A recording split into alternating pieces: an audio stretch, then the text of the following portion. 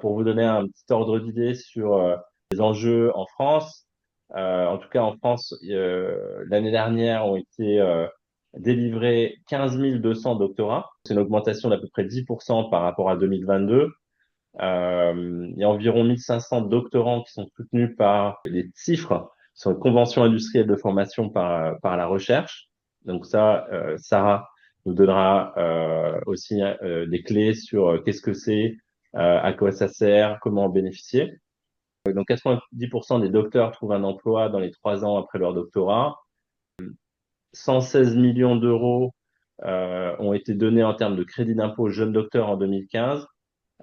Difficile de trouver des chiffres vraiment très récents, euh, en tout cas dans le détail sur ces financements-là. 71% des jeunes docteurs déclarés dans une entreprise de moins de 25 salariés. On vous a mis aussi ici, donc c'est assez détaillé, un petit peu une enquête de 2017, d'accord? Donc sachant que les embauches de docteurs varient quand même d'une année sur l'autre, mais c'était voilà des données assez détaillées qu'on a pu trouver. Donc un peu dans les chiffres à retenir, c'est je dirais 2 tiers des docteurs vont dans le secteur public, dont en majorité dans le secteur académique comme enseignant-chercheur.